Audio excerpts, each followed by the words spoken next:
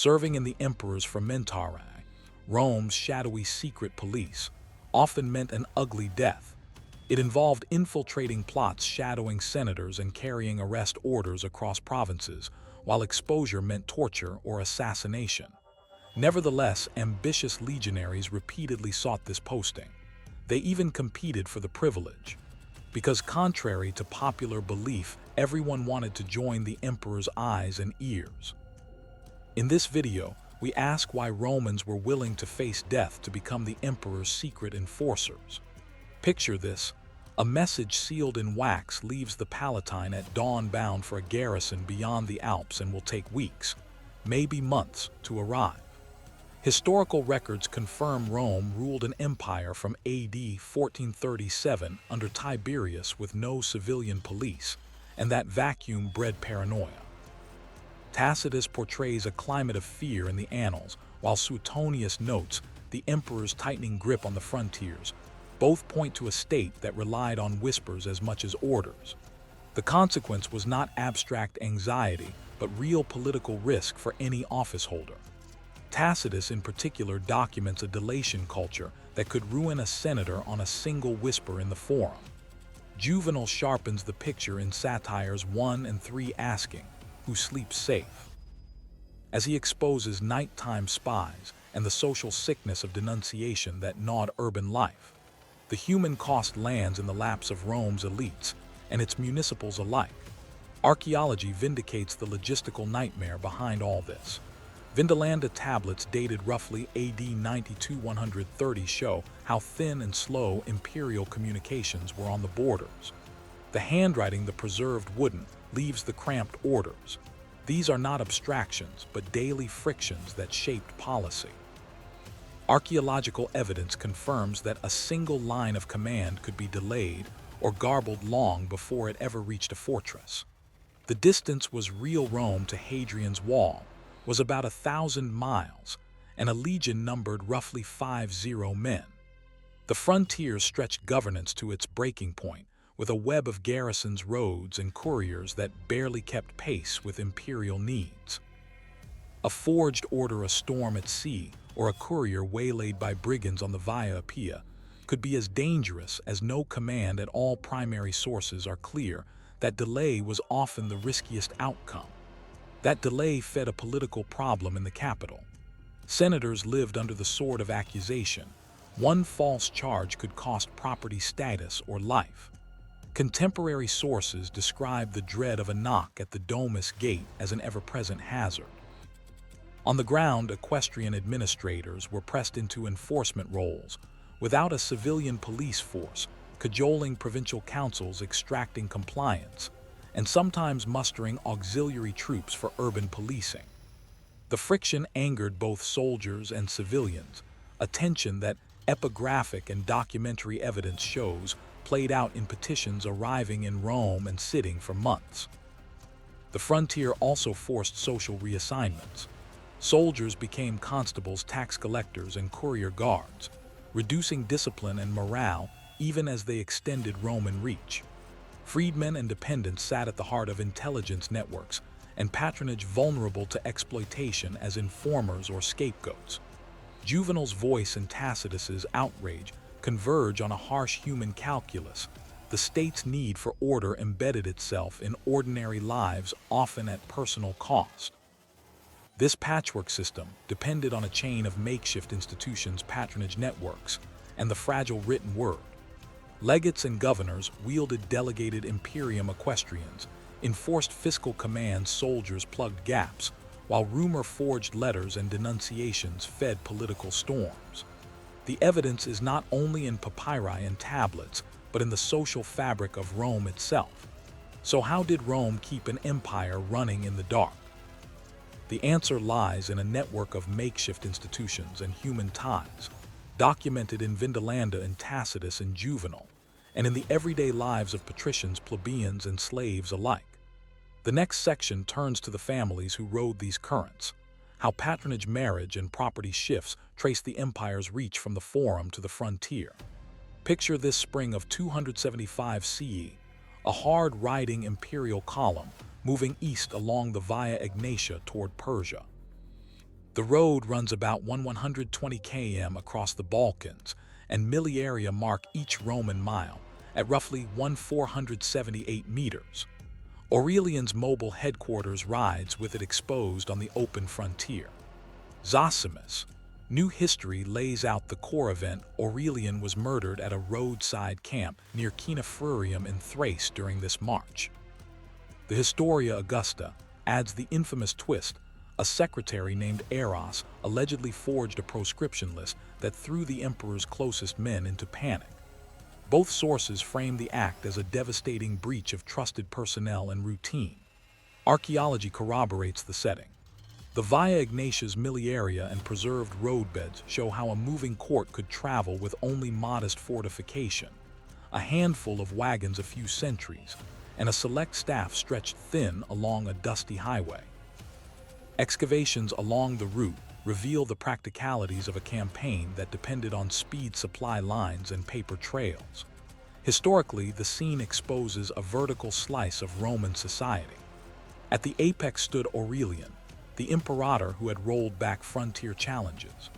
Below him operated a secretariat often composed of enslaved scribes or recently freed freedmen such as Eros, whose pens could issue orders, names, and even death warrants. Closest still were elite soldiers and operatives, the frumentarii, couriers, and intelligence agents who doubled as imperial enforcers.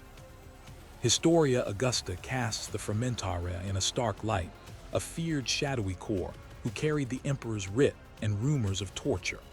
Modern scholars treat that portrayal with caution, yet Zosimus corroborates the broader climate of fear and sudden violence.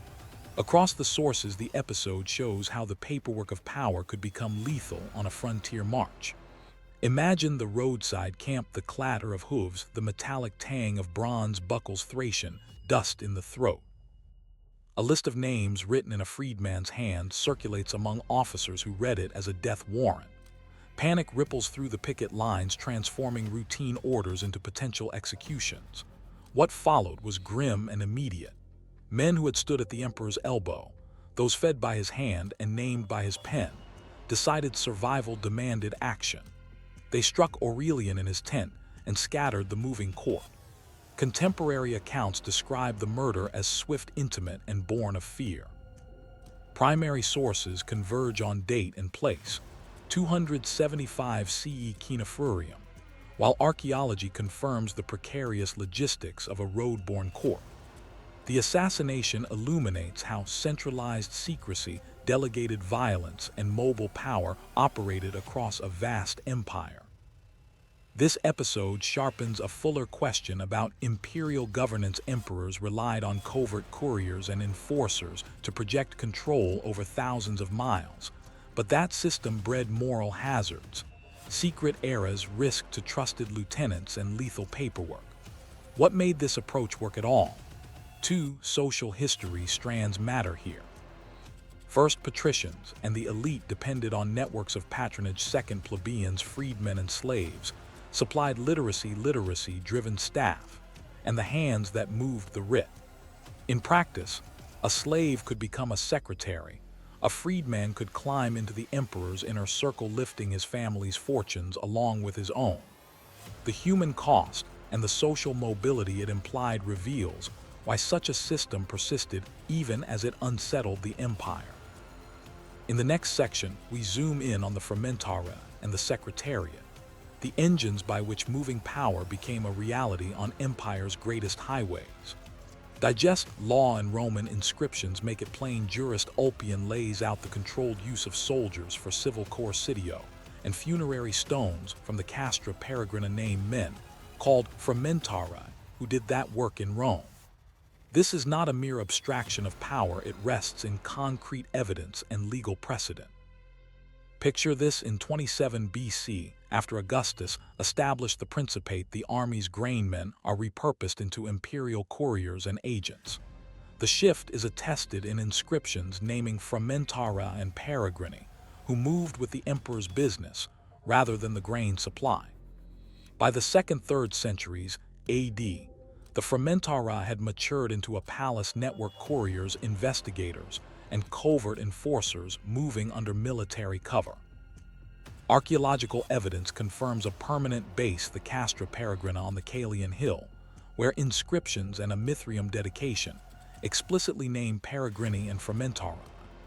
They served under a princeps peregrinorum, whose authority was entwined with the Praetorian prefecture. Primary sources and epigraphy agree the frumentarii carried sealed imperial letters, served writs, shadowed officials, arrested suspects, and relayed provincial intelligence. Imagine a courier at dawn, leather satchel, wax tablets, a seal that could open a governor's door. He rode through dust and heat, passing municipal for a frontier forts and the praetorium of an equestrian governor. Practical methods were deceptively simple. Travel under the legitimate cover of military courier. Duty allowed them to cross provincial borders without local interference. Provincial inscriptions, for example at Lambesis in Numidia, record frumentarii postings and prove their geographic reach. Excavations and military diplomas corroborate that these men moved routinely between Rome and the provinces. Legal justification came from jurists. Ulpian's Digest shows governors had remit to compel obedience, and that soldiers could be employed in civil coercitio, a legal scaffolding for imperial enforcement across jurisdictions. Tacitus likewise hints at an imperial intelligence network that could bypass local senates and magistrates, while Cassius Dio notes the broad reach of the guard's emissaries in provincial matters. The human stakes were high. Senators and high magistrates found themselves under surveillance. Their letters and movements could be monitored by men once responsible for grain. Equestrian governors were both partners, receiving imperial reports and targets of inspections. For legionaries chosen for the role, fortunes shifted overnight. A centurion subordinate might be elevated, dining with officials, then returning to his unit with new contacts and new stigma. Municipal elites felt the weight of sealed orders. An agent bearing an imperial letter could compel a town council to change elections, levy taxes, or hand over a suspect, often without local appeal. Families lived this liminal life. Some gained prestige and pensions, others paid the price in suspicion, exile, or sudden disappearance. The Mithrium stones and funerary inscriptions capture the names, ages, and origins, small human voices in the machinery. Archaeological evidence shows ink on wax horses on cobble, soldiers, boots in Rome's narrow streets. Multiple historians document how this system centralized surveillance while preserving plausible deniability for emperors. How did being a frumentarius change the life of the man who carried the emperor's seal and the family he left behind? Were they guardians of empire or its first victims? This question sets the stage for the next section, where we trace individual stories, social strata, and the intimate costs of living under imperial scrutiny. Picture this: a seconded legionary arrives in Rome with a soldier's cloak, a pay bump, and a new title, frumentarius. Inscriptions from Rome and the provinces, stelae unearthed at Mogontiacum and Lugdunum, and funerary dedications in the city itself. Name men as frumentarii, list their legion, and record wives and children who carved their grief in stone. Primary sources agree the job opened doors. Historical records show why. Secondment brought extra pay, access to the imperial capital, and the chance to network with equestrians and magistrates. Archaeological evidence confirms it. Career inscriptions and military diplomas from the 1st-3rd centuries AD list ranks, benefices, and civic offices men claimed after discharge. For some plebeian soldiers, service translated into civic status, burgeoning local prestige, municipal posts, even the occasional equestrian patronage. Historical notes emphasize that social ascent depended on the right alliances within the cursus honorum, but the ledger had a dark side. Ancient sources reveal that frumentarii were also imperial eyes and instruments of coercion. Pliny, the Younger's letters, give us vivid portraits of families shredded by accusation. Contemporary accounts describe quiet dinners that froze when a name was whispered, old friendships chilled by fear of informing. One dossier could mean confiscation, exile, or worse. Cassius Dio and Tacitus corroborate a culture in which the emperor's agents exercised intrusive power over provinces and cities alike, often riding the line between investigation and intimidation. Excavations have uncovered the domestic toll. Funerary stelae sometimes show widows and orphaned children naming their lost frumentaries, a single line of stone, compressing a household's collapse. In provincial petitions and honorific inscriptions, communities praise an imperial agent who stopped a violent procurator elsewhere. Records show households seized after an informant's report. The evidence is cross-source, validated. Literary testimony and epigraphy point to the same human outcomes. Archaeological finds, stele diplomas and tablets, confirm service lengths and sometimes detail the exact legion, such as the Legio XIV Gemina or Legio IX Hispana, revealing where a man served and for how long. Social consequences cut across class lines. For plebeian ex-soldiers, the gamble could yield a pension and a wife's social uplift, or a widow's poverty if reprisals or road hazards killed the man on mission. For municipal elites, an imperial favor could rescue a career, and accusation, however, could wreck decades of local prominence. Freedmen and their families sometimes benefited from a beneficium, but they also carried stigma if the favor came through coercive service. Patricians could leverage the network for provincial posts. Plebeians could win or lose citizenship. Perks. Freedmen could gain status, yet bear the stigma of imperial dependence. The mechanics mattered.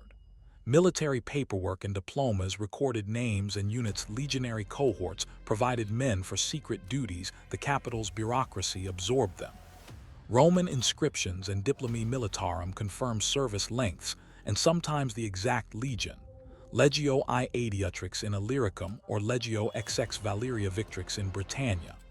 The flow of records, stele diplomas and tablets, maps careers through Rome and the provinces. Listen for the human sounds behind the records: a widow's hammer chipping a letter to her husband, a child learning a father's name only from an epitaph, a provincial crowd cheering relief when an imperial agent ousted a corrupt official, and whispering dread when that same power turned inward. What drove Romans to accept such perilous, morally ambiguous service? Military ambition, the lure of pay and patronage, and a culture that prized virtues and obedience all converged. Under the Flavian and Antonine eras, these tensions shaped careers, cities, and families. But the question lingers: why embrace a system that elevated some and eviscerated others? Profit for cities and emperors, ruin for others. As we turn to the broader human costs, we'll examine specific provincial cases and how imperial decisions reshaped households, from patrician councils to freedmen's workshops. The next section traces the ripple effects across the empire, linking personal stories to a wider political economy. Picture this: a whisper in the imperial palace could topple a career or build one overnight. The claim is not fiction, but the daily currency of power in Rome. Seneca in De Clementia argues that restraint without mercy can lend force legitimate authority. The prince's visible clemency makes coercion defendable. Tacitus in the Histories and the Annals and Cassius Dio narrate a world where spies and informers thrived under a watchful emperor like Domitian. The synthesized record shows how surveillance and calculated leniency could alter fates in a single courtly breath. Historical records confirm that Rome rewarded service not only on the battlefield, but at the emperor's feet. A legion numbered about 50 men, while a centurion commanded roughly 80. Military ranks and imperial offices offered measurable ladders of advancement.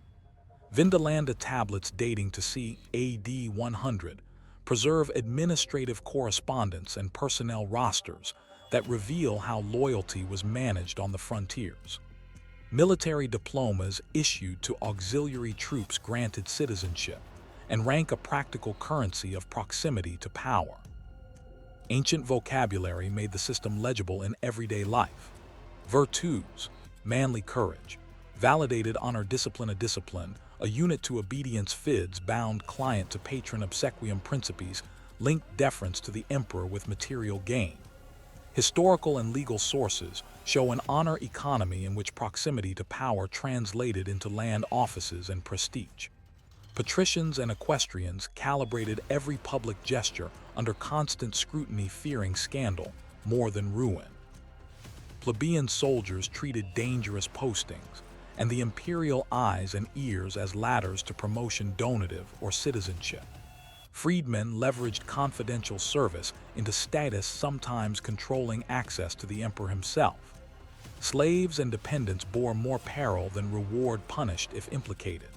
Seneca's framework envisions loyal agents as virtuous tools, so long as clemency guides the prince's use of force. The flip side appears in Suetonius' Domitian account, and Cassius Dio's history. Emperors weaponized informers, turning the imperial gaze into perpetual fear. Contemporary descriptions mention hush money, anonymous accusations, and trials swayed by imperial favor. The human texture is clear. Fear and loyalty coexisted as daily pressures shaping decisions. Archaeological evidence validates the institutional scaffolding. Vindolanda tablets record administrative correspondence and lists of officers across frontier garrisons.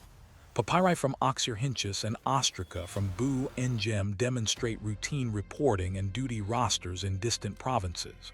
The military bureaucracy, cohorts of about 480 men, auxilia units, and the emperor's household, formed networks that doubled as secret police and political pipelines. The human consequences were profound. Families rose or fell on a single report. Careers could unfold in years or in days. Honor economies tied bravery on the wall to loyalty in the corridors, with the corona murales serving as a visible ladder to fortune. The centurions who secured the first entry to the city often shared their glory with their men, reshaping dynasties and local power. How did this evolve? Over centuries, these practices ossified into bureaucratic surveillance in the later empire and the medieval chancelleries that followed. Yet the core question remains: when does virtue become instrument and fear weapon? And when can clemency reclaim it? The next chapter follows Rome's shift from personal loyalty to impersonal administration, tracing how the walls of the palace gave way to the walls of the chancery. Picture this: a soldier turned courier in the 1st century AD, moving grain orders along the cursus publicus. By the 4th century, that same role hardened into a formal state network of inspectors who read letters, audited governors, and enforced imperial will. The transformation begins with the frumentarii, logistics agents attached to the legions. By the crisis-ridden era of the 3rd century AD, they had begun to acquire policing and intelligence functions across provinces, from Gaul to Syria. Historical witnesses note that emperors increasingly relied on reliable eyes across a sprawling, volatile empire. Lactantius de Mortibus Persecutorum 7 describes these late imperial agents with moral horror. Contemporary accounts speak of abrupt arrests, secret interrogations, and letters intercepted at the emperor's command. His hostile tone reflects a broader anxiety. Couriers had become instruments of surveillance and oppression. By the time the Notitia Dignitatum was compiled, a mature courier inspector apparatus appears in administrative lists. The Notitia names offices and field staffs, the agents in rebus, showing centralized dispatch supervision and administrative control reaching down to provincial posts. This is a clear signal that the state had turned information into leverage. Archaeological evidence confirms the paperwork revolution. Excavations have uncovered late Roman lead seals, bully roughly 2-3 cm across, attached to official dispatches and letters. These small discs prove that communications were routinely sealed. Tracked and controlled bureaucracy made secret policing systematic. Multiple historians document social consequences. Patricians and provincial governors welcomed professional inspectors when they curtailed brigandage or reined in corrupt officials. Plebeians sometimes felt relief when imperial agents enforced grain distributions or tax fairness. Yet slaves, impoverished townsfolk, and dissenters could fear sudden summons, confiscation, or exile. This tension, protection versus oppression, remains a constant in political history. Across Europe and the Mediterranean, rulers repeatedly reinvented Rome's eyes and ears. The Carolingian missi dominici of the 8th–9th centuries, the Byzantine logothetes dispatching field agents, and later early modern cabinets noir intercepting correspondence. All reflect the same dynamic: central elites seek assurance and information, local communities oscillate